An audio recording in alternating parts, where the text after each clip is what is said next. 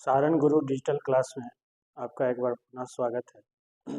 मैं राजेश कुमार ओझा इतिहास विषय लेकर आपके सामने उपस्थित हूँ।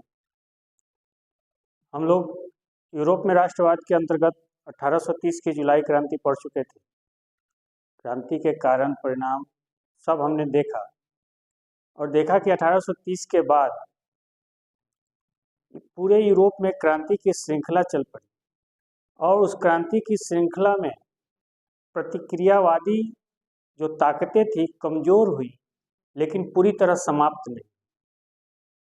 और फ्रांस की जो 1830 की जुलाई क्रांति थी, उसमें हमने यह भी देखा कि अर्लेंस वंश का लुई फिलिप फ्रांस की गद्दी पर बैठता है और फ्रांस में एक तरह से मध्यम वर्गीय शासन स्थापित करता है।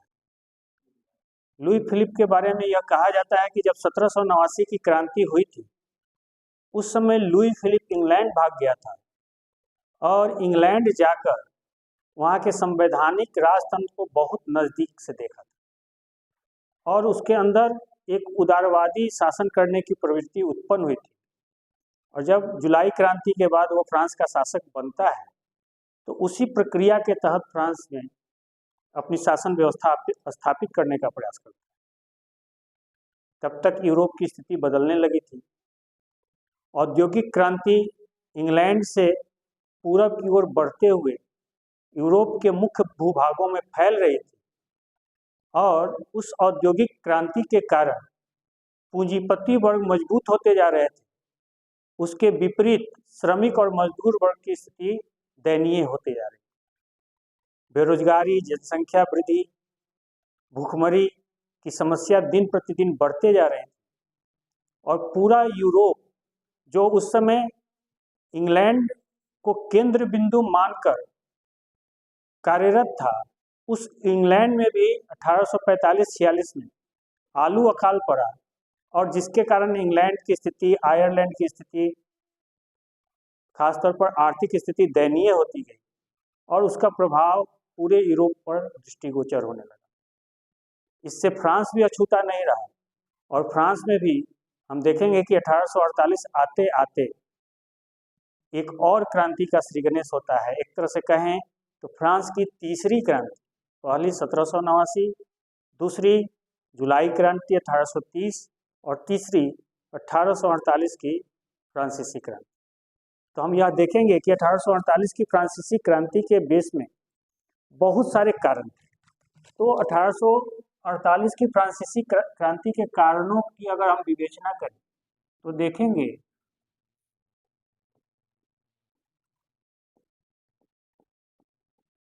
कि फ्रांस में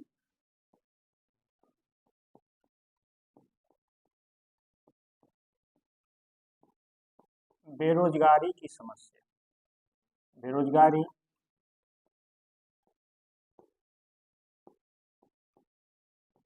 भूखमरी,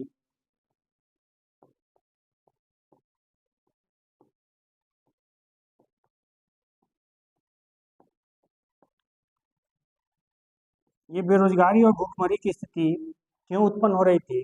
तो औद्योगिक क्रांति हो चुकी थी और औद्योगिक क्रांति में अनेक आविष्कारों के दौरान जीवन रक्षक दवाएं बनती जा रही थी, जिससे मृत्यु दर घटते जा रहा था। दूसरी ओर औद्योगिक क्रांति के परिणाम स्वरूप गांव के जो बुनकर थे, गांव के जो हम कह सकते हैं हस्तशिल्पकार थे, वो बेरोजगार होते जा रहे थे, क्योंकि जो उद्योगों में जो माल तैयार हो रहे थे उसमें समय और श्रम कम लग रहे थे और जो उसका बाजार मूल्य था वो कम था। ग्राहक जो थे औद्योगिक उत्पाद के तरफ बढ़ रहे थे, जबकि हाथों से किया गया उत्पाद महंगा होता था और उसकी बिक्री नहीं होती थी। नतीजा था कि गांव के जो भी बुनकर थे वो बेरोजगार होते जा रहे थे। दूसरे तरफ औद्योगिक क्रांति के कारण पूंजीपति वर्ग और मजबूत होते जा रहा था और ठीक उसके विपरीत श्रमिक वर्ग की स्थिति दयनीय होती जा रही थी। इस कारण फ्रांस में हम कह सकते हैं बेरोजगारी, भूखमरी की समस्या उत्पन्न हो गई। उस पर से भी हम क्या देखेंगे कि फ्रांस में समाजवाद,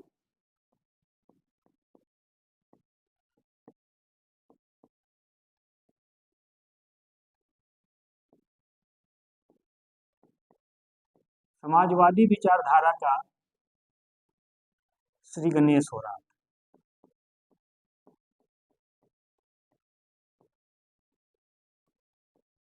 औद्योगिक क्रांति के परिणाम स्वरूप जो श्रमिकों की स्थिति, मजदूरों की स्थिति दयनीय हो रही थी, और उन श्रमिक और मजदूरों की दयनीय दशा से चिंतित जो लोग थे, खासतौर पर हम देखेंगे कि सेंट साइमन,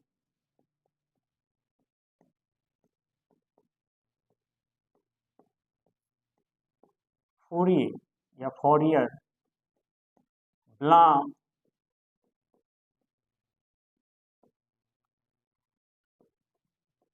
थियर्स जैसे जो सुधारवादी थे या समाजवादी थे, ये लुई फिलिप के शासन का विरोध कर रहे थे। और विरोध का आधार यही था कि मजदूर और श्रमिकों के काम के घंटे को कम किया जाए, उनके वेतन को बढ़ाया जाए। लेकिन लुई फिलिप, जो कि मध्यम वर्गीय नीति का अनुसरण कर रहा था, लुई फिलिप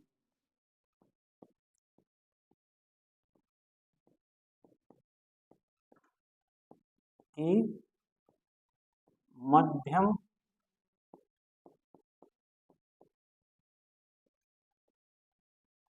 वर्गीय नीति, इस पर केवल इससे पूंजीपति वर्ग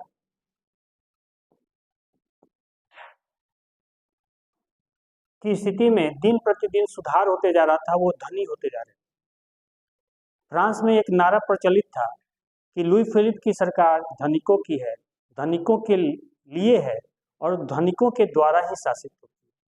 मध्यम वर्ग, जैसा सब लोग जानते हैं कि वैसे पढ़े लिखे वर्ग जो अपनी दिमागी बुद्धि और कौशल से अपनी पढ़ाई के बल पर जो धन अर्जन करते हैं, वैसे ही हम देखेंगे कि ये मध्यम वर्ग में स्पेशली उद्योगपति वर्ग फल फूल रहा था, और उसके विरोध में श्रमिक वर्ग हतोत्साहित होते जा रहा था। परिणाम यह हुआ कि लुई फिलिप की सरकार को फ्रांस की जनता धनिकों की सरकार कहने लगी। स्थिति दिन प्रतिदिन खराब होते जा रही थी, और उस खराब स्थिति में लुई फिलिप ने एक और गलत फैसला लिया कि 1840 में उसने गीजो को अपना प्रधानमंत्री नियुक्त कर दिया। 1840 में गीजो को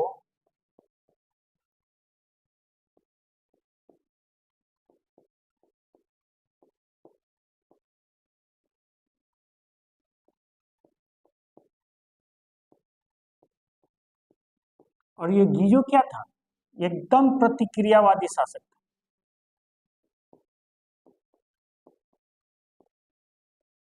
एक तरह से कहें कि जैसे चार्ल्स दशम ने कोलेग्नी को प्रधानमंत्री बनाया था, सेम उसी तरह यह जो गीजो जो था वो प्रतिक्रियावादी था और वो कुलीन वर्ग का समर्थक था। इसकी नीति ने क्या किया?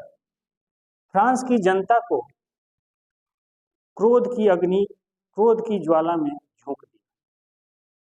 कहा जाता है कि जो थियर्स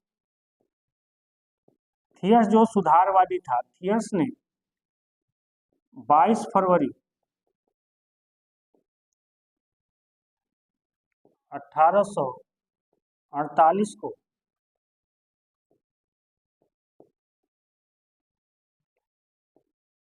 एक सुधार भोज का आयोजन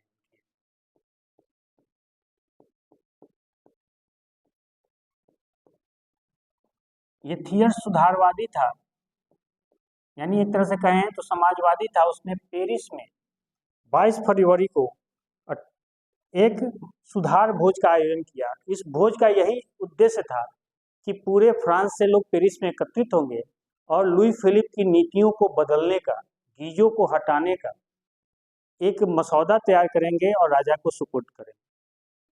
पूरे फ्रांस से जनता पेरिस की ओर कूच कर गई, और जब यह बात लुई फिलिप को पता लगी तो लुई फिलिप ने इस सुधार भोज को रोकने का प्रयास किया। जनता रुकी नहीं। लुई फिलिप यह समझ गया कि उसका भी समय समाप्त होने वाला है, लेकिन अंतिम समय में उसने गीजो को प्रधानमंत्री पद से बर्खास्त कर दिया, हटा दिया, ताकि लोगों का आक्रोश शांत हो जाए। लेकिन लोग परिवर्तन चाह रहे हैं। जो ये पूंजीपति वर्ग का जो अहमियत बढ़ते जा रहा था, मध्यम वर्गीय नीति जो उसने अपनाई थी लुई फिलिप ने, इसको समाप्त वो कराना चाहता। नतीजा था कि लुई फिलिप ने सेना को आदेश दिया और सेना ने गोली चार्ज किया। बहुत सारे उदारवादी राष्ट्रवादी जो सुधार भोज में आए थे मारे गए, लेकिन किसी ने भी अपने डर का इजहार नहीं किया। अपने मरे हुए साथियों के लाशों को अपने कंधों पर लेकर पेरिस की गलियों में घूमते रहे और इससे साफ जाहिर हो गया कि अब परिवर्तन होकर रहेगा। और लुई फिलिप भी इस बात को भांप गया और वह फ्रांस छोड़कर इंग्लैंड पलायन कर गया, इंग्लैंड की ओर प्रस्थान कर गया। और वह दिन था 24 फरवरी 1848।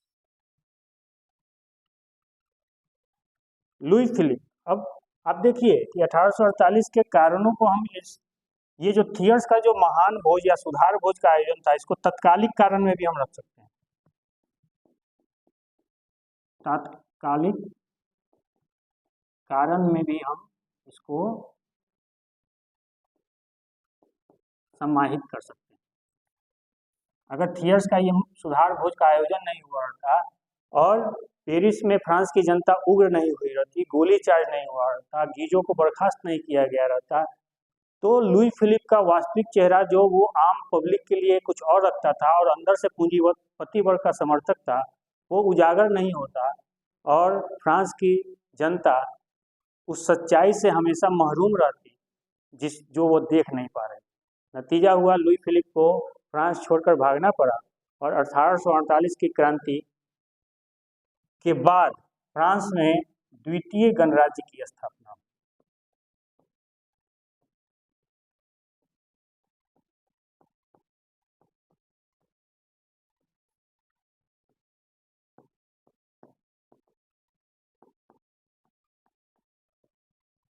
द्वितीय गणराज्य की स्थापना 1848 की क्रांति के बाद हुई। आपको पता होगा कि हमेशा याद रखिएगा कि 1789 की क्रांति के बाद प्रथम गणराज्य संविधान बना और प्रथम गणराज्य की स्थापना हुई, ये हमेशा याद रखिएगा।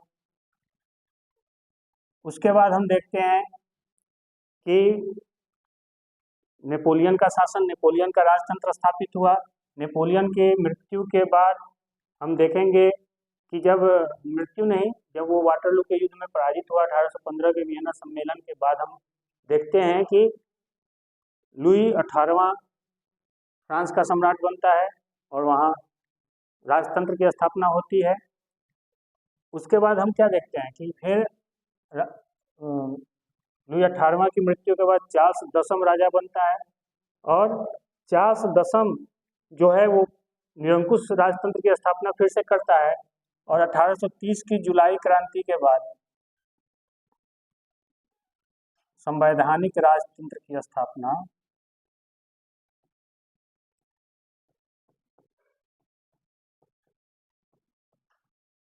लुई फिलिप के नेतृत्व में होती है। और 1848 के बाद हम देखेंगे कि द्वितीय गणराज्य की स्थापना होती है।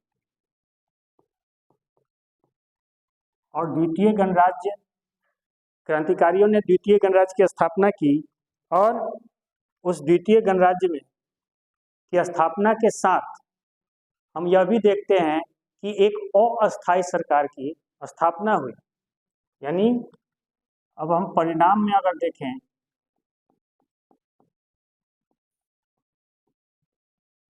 1848 की फ्रांसीसी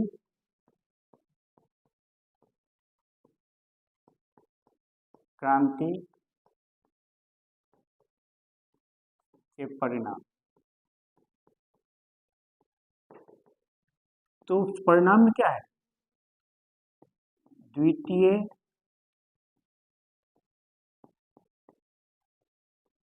गणराज्य की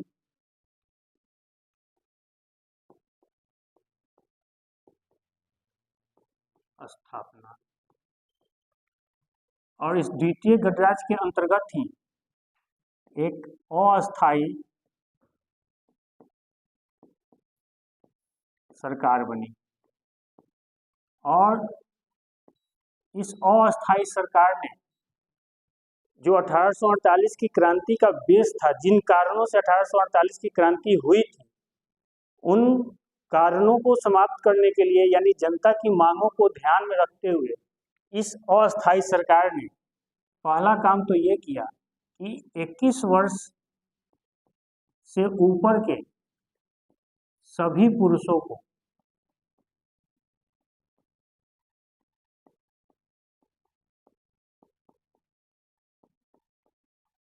वोट का अधिकार दिया, मताधिकार प्रदान किया। दूसरा जो समस्या थी बेरोजगारी की, भुखमरी की, तो रोजगार की गारंटी दी गई।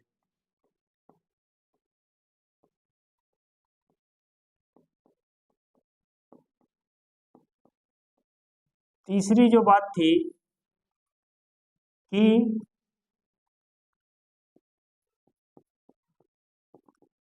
फ्रांस की जनता को, यानी लोगों को रोजगार उपलब्ध कराने के लिए राष्ट्रीय कारखानों की स्थापना की।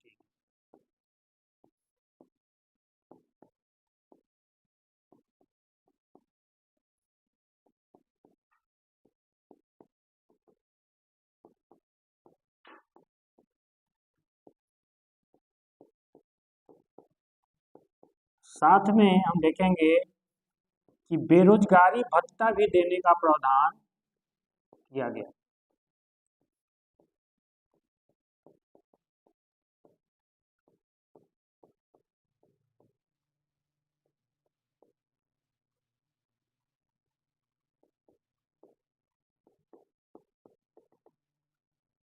लेकिन हम देखते हैं कि ये जो चारों बातें अस्थायी सरकार ने घोषित किया था, इसमें मेन उद्देश्य था कि मजदूरों की स्थिति सुधरे, श्रमिकों की स्थिति सुधरे। लेकिन ये सब सैद्धांतिक बातें ही रह गई। मजदूरों की स्थिति में कोई सुधार नहीं हुआ, ना ही उनके काम के घंटे कम किए गए, ना ही उनके वेतन में बढ़ोतरी की गई। नतीजा हुआ कि जून 48 यानी जून 1848 में फिर से स्पेशली श्रमिकों ने विद्रोह कर, श्रमिकों का विद्रोह हुआ। हम हमेशा देखिए 1789 की क्रांति के बाद आप हमेशा देखिएगा कि मध्यम वर्ग ही फ्रांस की सत्ता पर हावी हो रहा है। 1789 की क्रांति हो या 1830 की जुलाई क्रांति हो, इसमें पढ़े लिखे शिक्षित वर्ग ही हावी हो रहे हैं। श्रमिकों का अभी तक कोई मोल नहीं, महिलाओं का कोई स्थान नहीं। नतीजा हुआ कि इस विद्रोह में हम देखेंगे कि जो प्रतिनिधि सभा फ्रांस की प्रतिनिधि सभा, जिसको राष्ट्रीय सभा या नेशनल असेंबली भी कहा गया, उसमें एक तरफ सुधारवादी का नेता उसमें लुई ब्लां था और दूसरी तरफ गणतंत्रवादी का नेता लामार्टिन था। इन दोनों में मतभेद हो गया और फ्रांस में आप देखिए अनेक विचारधाराएं उस समय तक काम कर रही थी, यानी सुधारवादी यानी समाजवादी विचारधारा, गणतंत्रवादी लोकतंत्रवादी विचारधारा, साथ में पहले से ही राजतंत्रवादी वहां थे। और एक चौथी विचारधारा थी बोनापार्टिस्ट विचारधारा।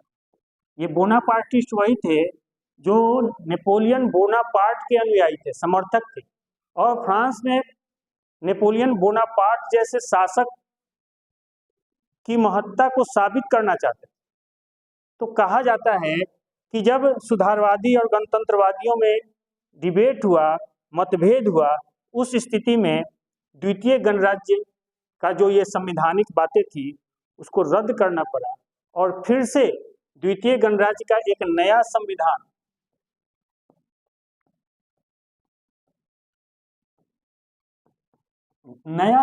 लागू हुआ। द्वितीय गणराज्य का एक नया संविधान लागू हुआ और उस नए संविधान के अनुसार अब मतदान के द्वारा राष्ट्रपति का चुनाव होना था। और उस चुनाव में हम ये कहेंगे कि लुई नेपोलियन,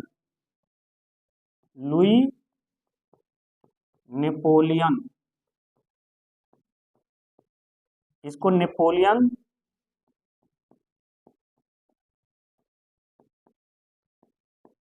तृतीय भी कहते हैं, नेपोलियन थर्ड। ये लुई नेपोलियन फ्रांस का राष्ट्रपति बन जाता है। नए संविधान के द्वारा प्रत्यक्ष मतदान होना था और मतदान के द्वारा राष्ट्रपति का चुनाव होना था। और उस राष्ट्रपति के चुनाव में हम कह सकते हैं कि बोनापार्टिस्ट आगे हुए और बोनापार्टिस्ट ने जो नेपोलियन बोनापार्ट का भतीजा यानी नेपोलियन बोनापार्ट के भाई का जो बेटा था लुई नेपोलियन फ्रांस का राष्ट्रपति बना। और धीरे धीरे अपने चाचा की तरह ही, जैसे हमने देखा था कि 1799 में वो प्रधान कौंसल बनता है और नेपोलियन कोड 1804 में लागू करता है और धीरे धीरे वो फ्रांस का सम्राट बन जाता है। ठीक उसी तरह ये नेपोलियन तृतीय भी धीरे धीरे 1852 आते आते फ्रांस का सम्राट बन जाता है।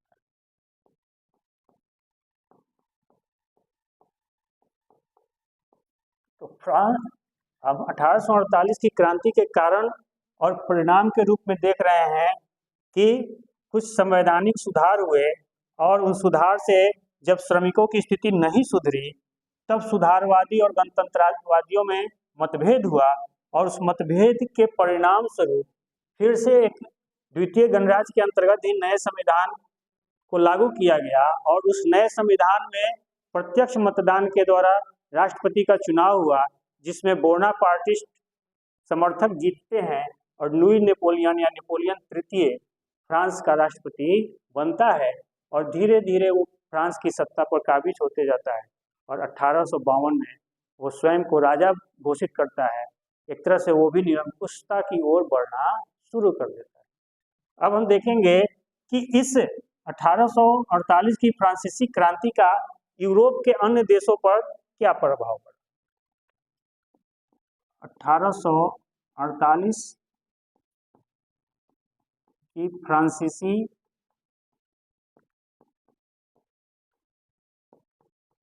क्रांति का यूरोप के अन्य देशों पर प्रभाव, ये फ्रांसीसी क्रांति के परिणाम के अंतर्गत ही आए। सेम वही है मैटरनी की वो बात, जब फ्रांस सीखता है तो यूरोप के अन्य देशों को सर्दी जुकाम हो जाता है और वो चरितार्थ हो रहा है तो इटली पर इसका प्रभाव पड़ता है और इटली में जो सार्डिनिया पिडमोंट का राजा है चार्ल्स एल्बर्ट, वो जो है वो ऑस्ट्रिया के अधीन जो लमार्डी और वेनेशिया का क्षेत्र था उस पर आक्रमण कर देता है और कुछ समय के लिए वो जीत भी जाता है। इधर मेजनी के नेतृत्व में जो मध्य इटली है जहाँ पोप का राज्य है उस पर भी वहाँ भी विद्रोह होता है और पोप रोम छोड़कर नेपल्स में जाकर शरण लेता है। तो कुछ समय के लिए 1848 की क्रांति का परिणाम इटली में देखने को मिला कि चार्ल्स एल्बर्ट के नेतृत्व में ऑस्ट्रिया की सेना पीछे की ओर हटती है, पोप रोम छोड़कर भाग जाता है। लेकिन हम देखेंगे कि ऑस्ट्रिया,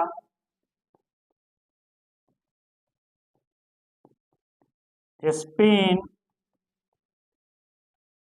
प्रसा जैसे निरंकुश जो राजतंत्र थे वो मिलकर फिर से इटली के विद्रोह को दबा देते हैं। लेकिन हम कह सकते हैं कि 1848 की क्रांति के बाद इटली में भी वो हलचल दिखाई पड़ा, जिसके लिए फ्रांस की क्रांति जानी जाती थी कि फ्रांस की क्रांति का असर यूरोप के अन्य देशों पर पड़ता है। खुद जर्मनी का क्षेत्र, जर्मनी ये एक तरह से देखें तो 7 राज्य में इटली बटा हुआ था और जर्मनी 300 राज्यों में बटा हुआ, 300 राज्यों का संगठन था। तो जब 1848 की फ्रांसीसी क्रांति हुई तो जर्मनी के 300 राज्यों ने मिलकर फ्रैंकफर्ट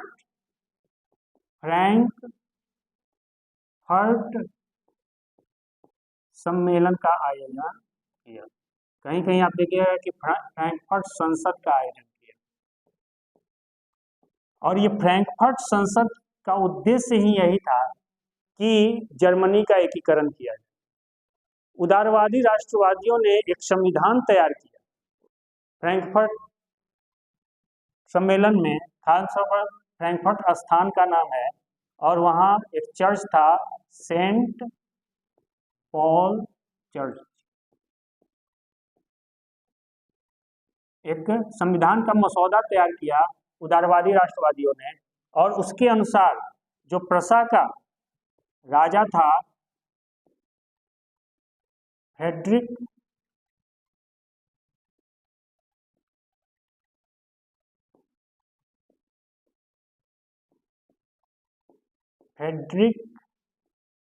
विलियम चतुर्थ, प्रसा जो जर्मनी के 300 राज्यों में सबसे बड़ा राज्य था, तो वहीं के राजा फ्रेडरिक विलियम चतुर्थ को एकीकृत जर्मनी का राजा घोषित किया गया। लेकिन फ्रेडरिक विलियम चतुर्थ ने राजा बनने से इनकार कर दिया, क्योंकि वह कुलीनों के प्रभाव में था और खासतौर पर वह मेटरनिक से टक्कर नहीं लेना चाहता था। यानी हम कहें तो उस समय के जितने निरंकुश राजतंत्र थे, रूस हो, ऑस्ट्रिया हो, इन सब देशों के, स्पेन हो, इन सब देशों के शासकों से वो डर गए, कुलीनों से डर गए, और इसलिए वह, हम कहें कि फ्रैंकफर्ट सम्मेलन में जो निर्णय लिए गए थे कि एकीकृत जर्मनी बनेगा और उसका राजा फ्रेडरिक विलियम चतुर्थ बनेगा, तो वो राजा बनने से इनकार किया, और इस तरह से हम देखते हैं कि फ्रैंकफर्ट सम्मेलन भंग हो गया बिना किसी नतीजे। लेकिन हम देखते हैं कि 1848 की क्रांति का एक सकारात्मक प्रभाव चाहे जिस रूप में हो, कुछ समय के ही लिए लगे कि जर्मनी एकीकरण के लिए तैयार हो रहा था। तो इटली की स्थिति हम देख रहे हैं, जर्मनी की स्थिति देख रहे हैं। अब आते हैं ऑस्ट्रिया। खुद ऑस्ट्रिया में हम कहेंगे कि एकदम स्पष्ट 1848 की फ्रांसीसी क्रांति का स्पष्ट प्रभाव देखने को मिला। हम यह देखते हैं कि इटली और जर्मनी में केंद्र की ओर वहां की जनता देखने लगी।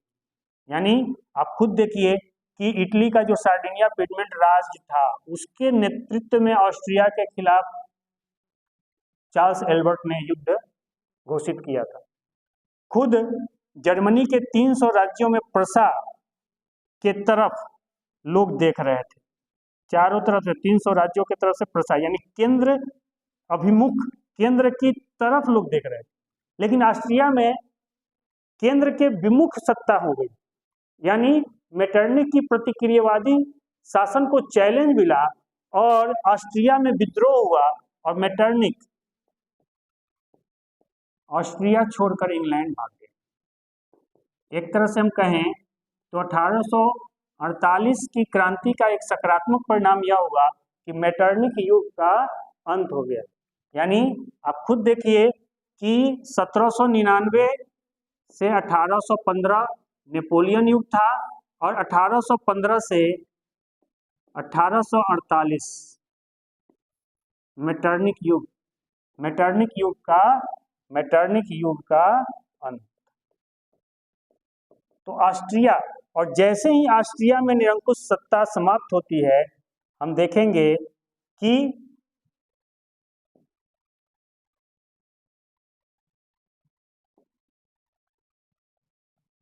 ऑस्ट्रिया के प्रभाव में एक क्षेत्र था हंगरी। हंगरी में भी विद्रोह हो जाता है। हंगरी में जो उदारवादी राष्ट्रवादियों का नेता था, उसका मुख्य जो नाम था लोसेस कोसुत। एससीईआरटी के बुक में कहीं कहीं लुई कोसुत लिखा रहता है, तो ये दोनों एक ही हैं। और दूसरा था फ्रांसिस डिक। इन दोनों के प्रभाव से ऑस्ट्रिया के खिलाफ हंगरी में निवास करने वाले मैग्यारों ने, हंगरी के अधिकांश लोग मैग्यार जाति यानी मैग्यार भाषी थे, और ये मैग्यार लोगों ने विद्रोह किया और हंगरी को एक तरह से स्वायत्तता मिल गई। हंगरी की राजधानी बुडापेस्ट बनी और वहाँ डाइट यानी हम कह सकते हैं कि प्रतिनिधि सभा का आयोजन होना शुरू हुआ। लेकिन बाद के कालक्रम में देखेंगे कि मैग्यारों की निरंकुशता बढ़ने लगी, बहुसंख्यकवाद हावी होने लगा और ऑस्ट्रिया ने बाद में उसका फायदा उठाया, फिर कुछ समय के लिए हंगरी को अपने अधीन कर लिया। लेकिन हम यहाँ यही देखेंगे, हमेशा एक क्वेश्चन आता है कि हंगेरियन राष्ट्रवादी कौन था। तो हमेशा याद रखिएगा कि हंगेरियन राष्ट्रवादी लुई कोसित और फ्रांसिस डिक थे, जिसमें स्पेशली लुई कोसुत पर ऑब्जेक्टिव क्वेश्चन आता है। तो ये हंगरी में भी परिणाम देखने को मिलता है। उसके बाद बोहेमिया,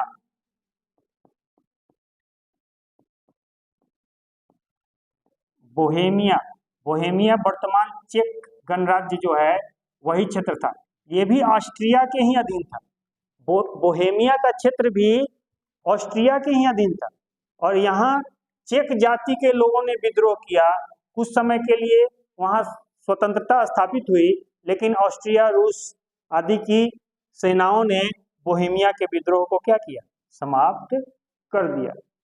तो हम क्या देखते हैं कि फ्रांस में 1848 की जुलाई क्रांति हुई और उसका प्रभाव धीरे धीरे पूरे यूरोप पर दृष्टिगोचर होने लगा। और एक बात यह हुआ कि 1848 की क्रांति के बाद जो हम कहेंगे कि पूरा यूरोप में आप देखिएगा तो मध्य और पूर्वी यूरोप में स्थितियां बदली। मध्य और पूर्वी यूरोप में, मध्य यूरोप और पूर्वी यूरोप की स्थितियां बदलनी शुरू हुई और एक तरह से हम देखेंगे कि 1848 की फ्रांसीसी क्रांति का परिणाम ही था कि इटली के एकीकरण का मार्ग प्रशस्त हुआ और जर्मनी के एकीकरण का मार्ग प्रशस्त हुआ। और इटली और जर्मनी के एकीकरण को हम जब ध्यान से देखेंगे तो स्पष्ट होगा कि इन दोनों का एकीकरण राजतंत्र के माध्यम से हुआ, सैनिकों के बल पर हुआ। यानी हम ये कह सकते हैं कि 1848 की क्रांति के बाद यूरोप के जो राजतंत्र थे वो समझ गए थे कि उदारवादी राष्ट्रवाद के सिद्धांतों को, विचारों को यदि हम अपनाते नहीं हैं तो हमारी सत्ता अधिक दिनों तक टिकी नहीं रह सकती है। नतीजा हुआ कि इटली और जर्मनी के राजतंत्र ने उदारवादी राष्ट्रवादी विचारों को अपनाया और इटली को एकीकरण के तरफ, जर्मनी को एकीकरण के तरफ लेकर गए। आज के क्लास में इतना ही। धन्यवाद।